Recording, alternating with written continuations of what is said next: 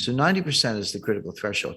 The US is at 131%, highest in history, which means we are well past the point where you can borrow your way to growth or you can borrow your way out of a debt crisis. And we were heading for a debt crisis. So the way it works is raise interest rates, tighten money, reduce the balance sheet, et cetera, get unemployment up. It doesn't sound like a desirable goal, but that's what it takes. And that's what happened in 1982. Get unemployment high enough so people are buying hamburger instead of steak. They're buying, whatever's the least expensive thing on the shelf, day old bread instead of new bread, or they're not buying gasoline because they're not going to work, et cetera. That will bring prices down, but at a very high cost, which we just talked about, which is high unemployment and lower productivity. Meanwhile, the US debt keeps going up. We haven't really talked about the debt. That part of it looks like 1981. But if you throw in a global financial crisis, then it starts to look more like 2008. Yeah, well, that's like a glacier. Glaciers are extremely powerful, but they move extremely slowly. There's some exceptions, but they kind of like, an inch a year, a couple inches a year, but they move mountains. I mean, they create rivers, they create canyons, they move mountains. They're extremely powerful, but slow. That's a good metaphor for the impact of debt. And when I talk about debt, in particular with the United States, but you can apply this to any country, I focus on the debt to GDP ratio, because you can't really talk about debt in isolation without thinking about the capacity to pay the debt. And a simple example, if you have a $50,000 balance on your credit card and you're making $30,000 a year and trying to pay rent in New York, et cetera, good luck. You're probably going to go bankrupt or at least default on that card. But if you owe $50,000 on your credit card, but you're making $5 million a year, it's, you just write a check. It's no big deal. My point is, you can't look at a $50,000 debt and decide if it's a problem or not unless you compare it to the income. And if it's too low, it's a problem. And if the income's high, not a problem. So that's why you use the debt to GDP ratio. The US just hit $31 trillion in national debt. That is national debt, almost all of it in the form of US Treasury securities. Not all of it, there are other obligations, but mostly US Treasury securities. Well, is that a problem or not? Well, one way to answer the question is compare it to GDP, do the ratio. The answer is that ratio is now a little over 130%. What was it in 1980 when Ronald Reagan was elected? The answer is 30%. 30% is completely comfortable. That's like the person with the $50,000 debt who's making millions. No big deal. 30% is comfortable. 50%, yeah, getting up there. Angela Merkel and all her years in Germany, and there's a lot of research to back this up, says that 60% was the limit. And that's what the Maastricht Treaty that created the European Union and the European Central Bank, that was their goal. They said, don't go over 60%. If you do, you're expected to take measures, raise taxes or reduce debt or reduce spending, do something to get that back down under 60%. If you say, what's the critical threshold where, water turns to steam, or, water turns to ice, or something changes in such a way that it's not the same. It's radically different, but it happens very quickly. The best research says the answer is 90%. And this comes out of, Ken Rogoff at Harvard, also Carmen Reinhart, who's now the chief economist at the World Bank. But they've looked at hundreds of cases over hundreds of years. And I like that because it's not just, kind of cherry picking data. Developed economies, developing economies, economies that issue debt in their own currencies, ones that issue debt in other currencies, principally US dollars, et cetera. So, a wide variety of case studies. And they show that when your debt to GDP ratio goes over 90%, your multiplier of additional debt goes below 1. So just to put that in context, at 30%, if I borrow $1 and spend $1, I might get $1.30 of growth. Assuming you spend it wisely, that's a big condition. But you borrow $1 and spend $1 and get $1.30 of growth. Okay, the debt was productive if you put it to good use. But that $1.30 gets smaller and smaller. As you get closer to 90%, it goes to $1.20, $1.10, $1.05. Past 90%, roughly, You borrow a dollar and you spend a dollar and you only get 95 cents of growth. You don't get your dollar back in terms of GDP. And then 90% and 85%, et cetera. So 90% is the critical threshold. The US is at 131%, highest in history, which means we are well past the point where you can borrow your way to growth or you can borrow your way out of a debt crisis. And we were heading for a debt crisis. Now, Stephanie Kelton, she's the big brain of modern monetary theory. She's a professor at State University of New York. She says it doesn't matter. That they always point to Japan. Japan is at 280%, way past any member of the peer group.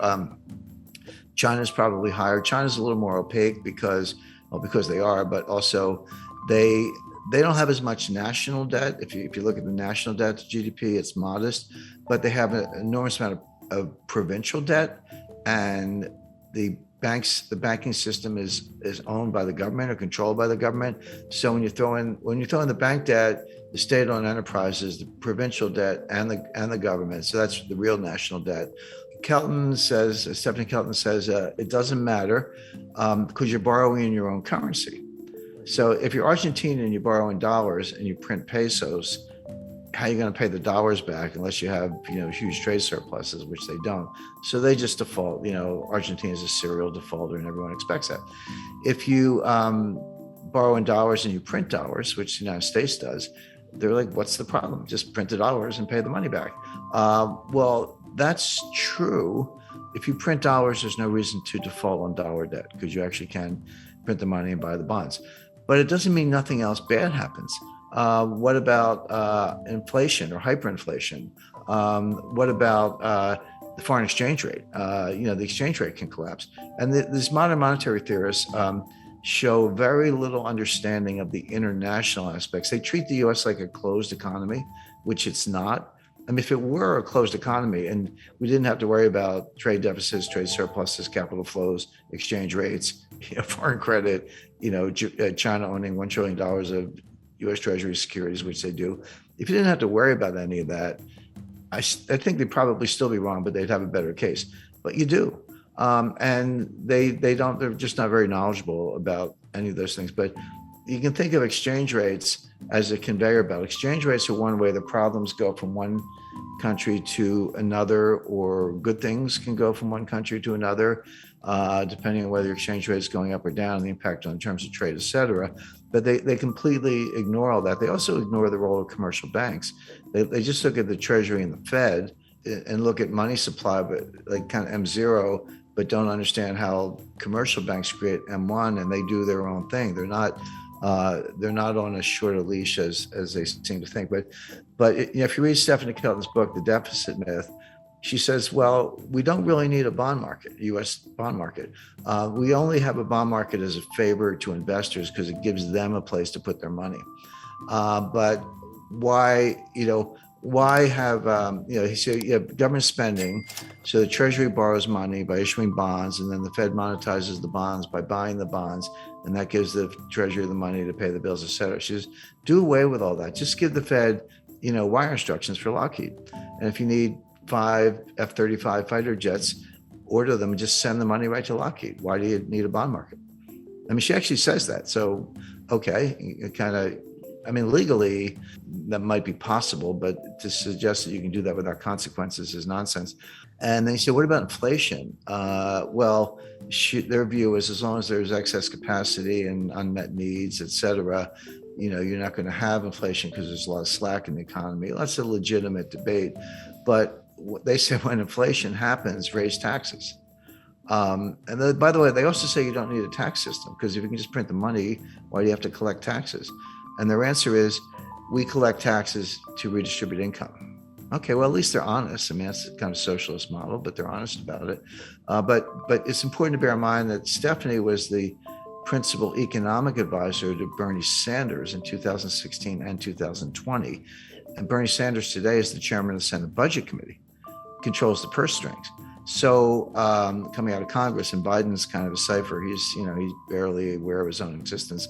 So Sanders is in a powerful position, and she's she's the Bernie whisperer, so to speak, who's behind all this. So if you ask the typical member of Congress, can you define modern monetary theory? They'll look at you funny. They've either never heard of it or they certainly don't know what it means, MMT, But they're acting in accordance with modern monetary theory. Whether they know it or not doesn't matter.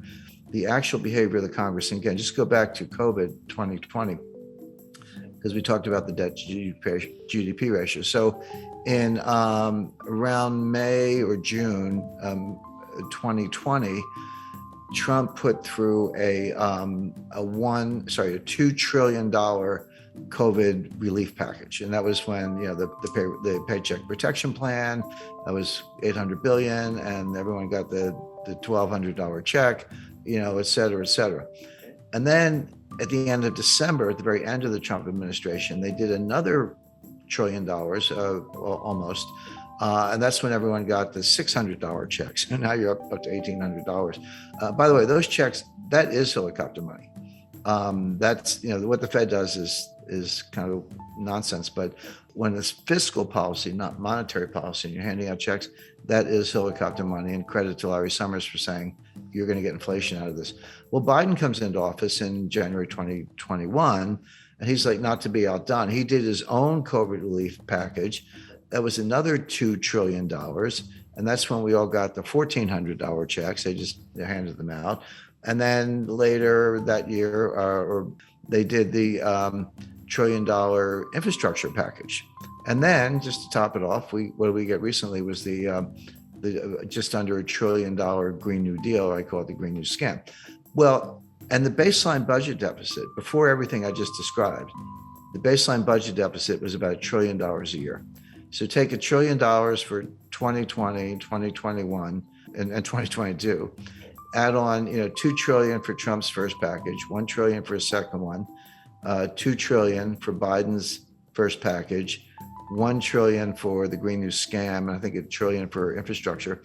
That's $7 trillion on top of the $2 trillion baseline budget deficit. So that's $9 trillion piled on top of what was at the time about a $21 trillion national debt. So that's how we got to 30 trillion. That's how the ratio went from 106 to 131. These numbers are mind-boggling, and MMT says it doesn't matter. But it does matter, and it shows up the way I described earlier, which is it slows growth. You don't get growth. So best case for the U.S. is very slow, weak growth, which we saw from 2009 to 2019. Worst case is you throw a recession on top of that, which we're heading for, and the U.S. will be in fiscal distress.